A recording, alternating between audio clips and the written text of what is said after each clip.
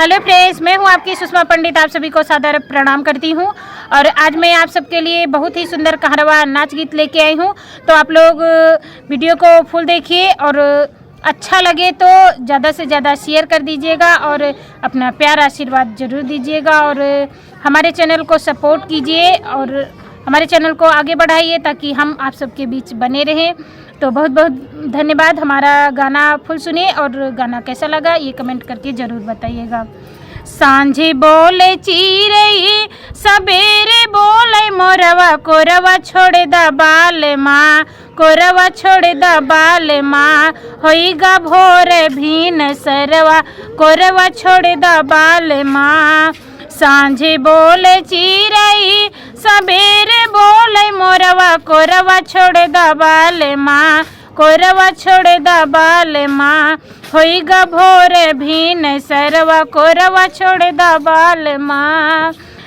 उड़े उड़े मोरवा बगियावा में बैठत नी उड़ाए दा बाल माँ, उड़े उड़े मोरवा बगियावा में बैठत तनी उड़ाए दा बाल माँ, तनी उड़ाए दा बाल माँ, होइगा भोर भीन सरवा, तनी उड़ाए दा बाल माँ, होइगा भोर भीन सरवा, तनी उड़ाए दा बाल माँ। सांझे बोले चिरई सबेरे बोले मोरवा, कोरवा छोड़ दा बाल माँ, कोरवा छोड़ दा बाल माँ, होइगा भोर भीन सरवा, तनी कोरवा छोड़ दा बाल माँ, होइगा भोर भीन सरवा, कोरवा छोड़ दा बाल माँ। उड़ी उड़ी मोरवा, उड़ी उड़ी मोरवा कुआं नवा पे बैठा, तनी उड़ाए दा बाल माँ, तनी उड़ाए दा बाल माँ।